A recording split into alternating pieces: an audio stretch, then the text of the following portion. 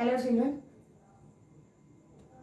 Today we are going to learn about brain. If you compare, means the proportion of the brain is more when compared to all other animals. Means the mass of the brain is more in human beings when compared to all other animals. Here the brain, it is protected by a bony cavity called cranium. So this is the brain. The outer one is covered. The outer bony cavity, we call it as cranium. Beneath the cranium, the brain is covered with 3 layers. Those layers are called meninges. So you can see here 3 layers called meninges. Not only these meninges is covered through the spinal cord also. See, it runs to the spinal cord also.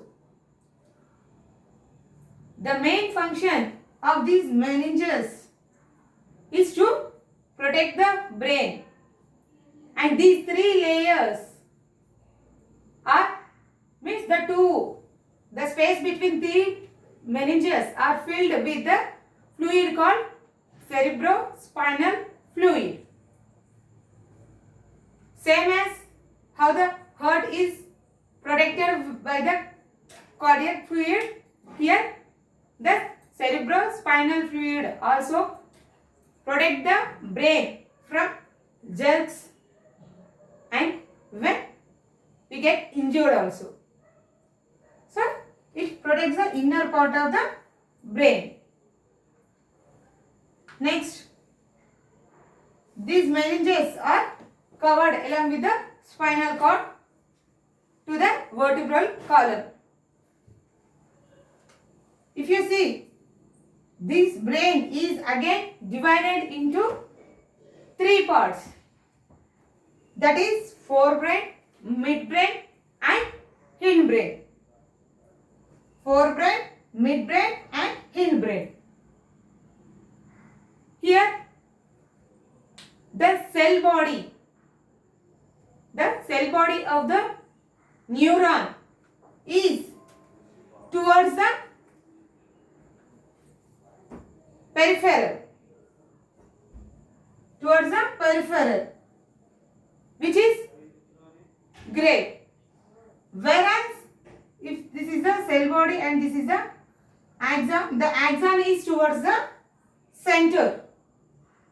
This axon is towards the center, which is white matter. We call it as white matter, and this is the gray matter. Here this gray matter is towards the peripheral of the brain, whereas the white matter, that is the axon, is placed towards the center, that is the white matter. So we call it as gray matter and the center part as a white matter. Next, again this brain divided into forebrain, midbrain and hindbrain. The forebrain consisting of olfactory lobes, cerebrum and diencephalon. If you see the olfactory lobes, the main function of olfactory lobe is to observe the sensation of the smell, and the cerebrum, here the cerebrum, which is towards the peripheral side of the brain. You can see these ups and downs. So means the elevated and depressive structures you can see in the brain. The cerebrum consisting of this elevated, we call it as Sussi and Grilli. The elevated and depressive structures are called Sussi and Grilli. The why these elevated and depressive structures are present means to save the maximum amount of memory in the brain. Means the memory is whatever you are seeing from your childhood to till now is stored in our brain. How it is stored? Means due to the presence of these structures, Suzy and Grilling. So this save the memory. Here the brain itself acts as a CPU of a computer. How the CPU of the computer works? Means the monitor is displaying everything, but the main function is done in the brain. Here also we are expressing ourselves. The main function is done in the brain. So here the memory, the saving and any logical operations are done in the cerebrum only. Means if your ma'am is given any problem, you have to think that. You have to solve the problem logically, and those mental abilities are done with the cerebrum only. Okay. And next, if you see the sensation of heat, cold of our body is also, means how can we get that sensation? It is also under the control of cerebrum only. Next, diencephalon. So, beneath the cerebrum, we have the diencephalon.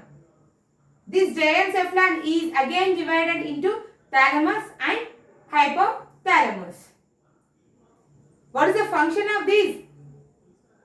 Thalamus, hypothalamus, you can learn in the next classes.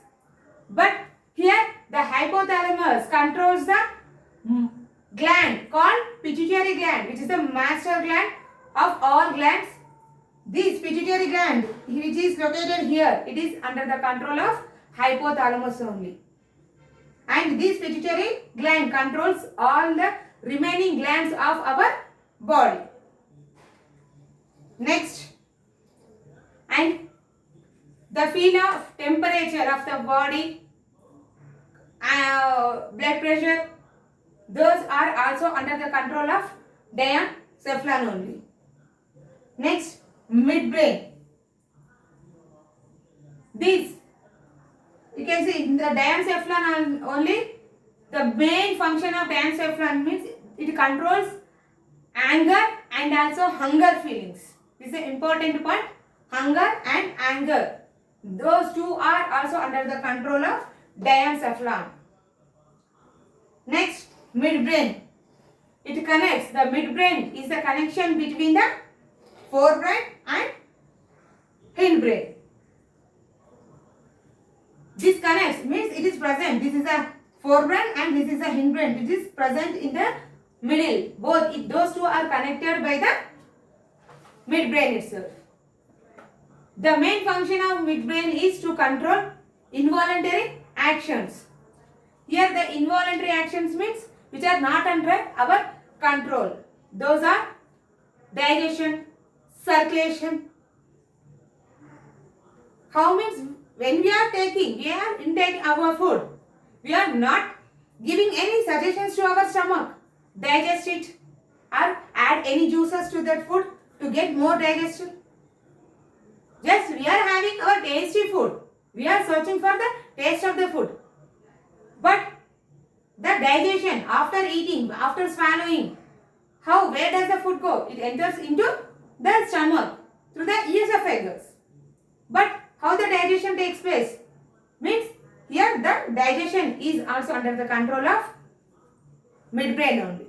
And circulation, the heart pumping, the circulation of the blood is also under the control of midbrain only. Okay. Next one, hindbrain. Beneath the hindbrain, you can see, beneath the midbrain you can see the hindbrain. Again it is divided into cerebellum and medulla oblongata. The cerebellum is located beneath the midbrain and above the medulla oblongata. You can see this is the medulla oblongata. This is the cerebellum.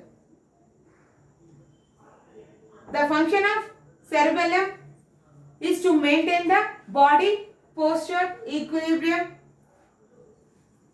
Means, see, when when you are talking to someone, what you are expressing in your words, then you will show in the form of you are showing, you are expressing that with the help of your hands or fingers. You are by moving your finger. Means why we are using that one? To explain, to understand the listener. Clearly we are showing that by the gestures.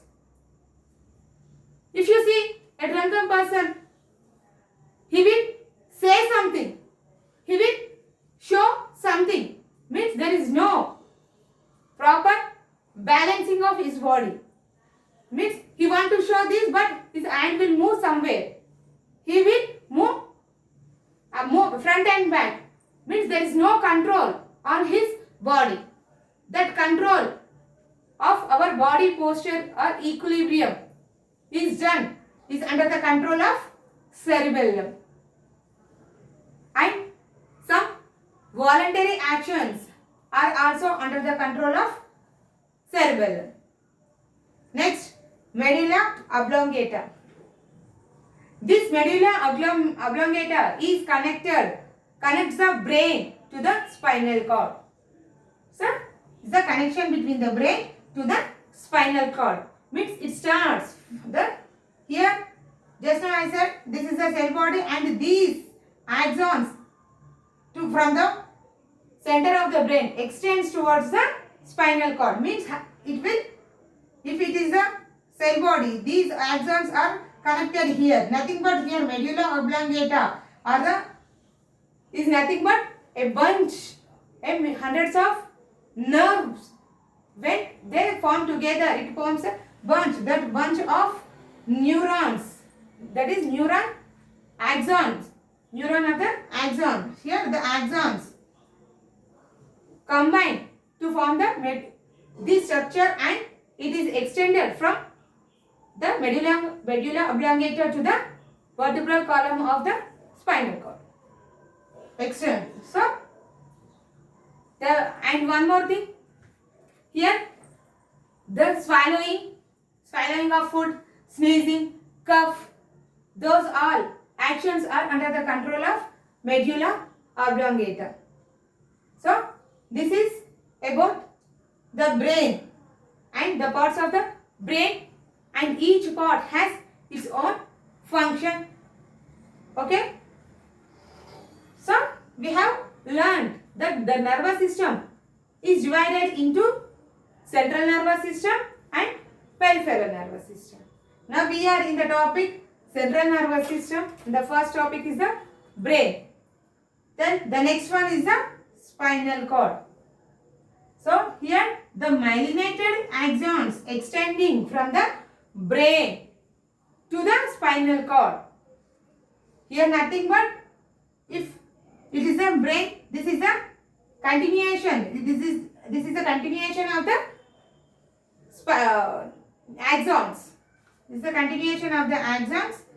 These axons send message or take the afferent and efferent neurons are connected to these spinal cord neurons. That is nothing but axons. These from the brain, whatever the axons are extended to the spinal cord, these afferent and efferent neurons connected to these spinal cord axons to transmit the information from sensory organ to the brain, or send the response from brain to the sensory organs or effector organs. So, same as the brain, the spinal cord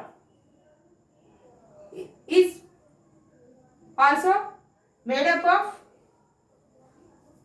white matter and grey matter. But here there is a variation.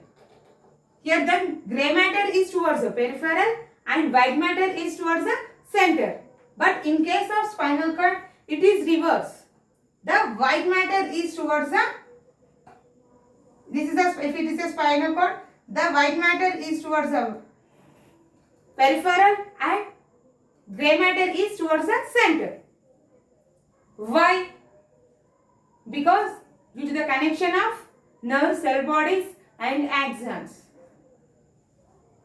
Here the axons are extending here, means there is a connection between the axon, means the synapses takes place with the dendrite of one neuron and axon of the another neuron. So there is a variation. The white matter is towards the peripheral and grey matter is towards the center. Next, many scientists have worked to know more about the function of this brain and spinal cord. But Leonardo Vinci and Stephen Hales, they conducted experiments on frog to know that the brain only works for these mental ability or transmission of the response. By his experiment, they said that along with the brain, the spinal cord is important more than the brain. Why? Because the brain will do all the abilities, mental abilities or thinking, but the transmission is done with the help of spinal cord only.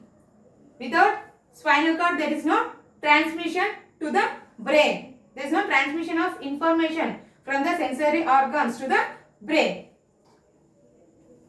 In his experiment, he took a frog and he made it, means they damaged the brain of the frog. But they observed after the damage of the brain also, the frog has ability to move its body parts. Means without a brain also it can live, but because of the presence of spinal cord, it can feel the senses.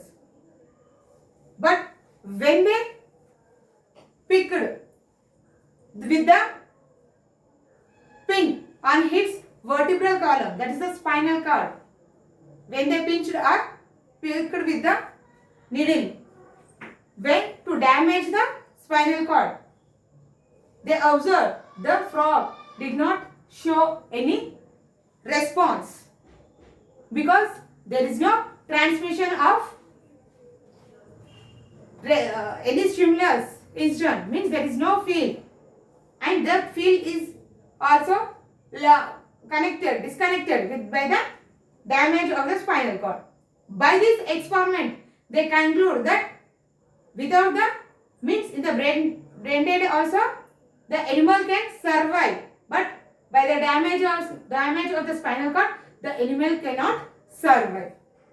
Okay, this is about the spinal cord, and till now we have learnt about CNS, that is the central nervous system, and many scientists traced that there are 43 pairs of neurons, erasers, means straws, that is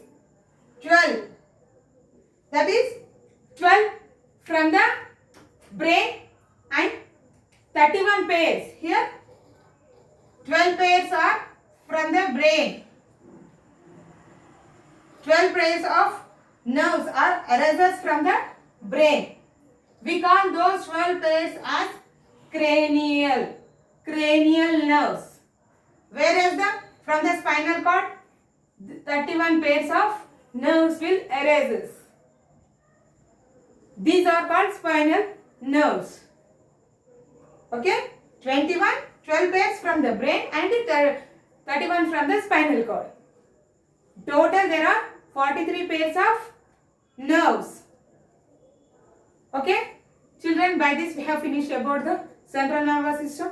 In the next class, we will learn more about peripheral nervous system. Thank you.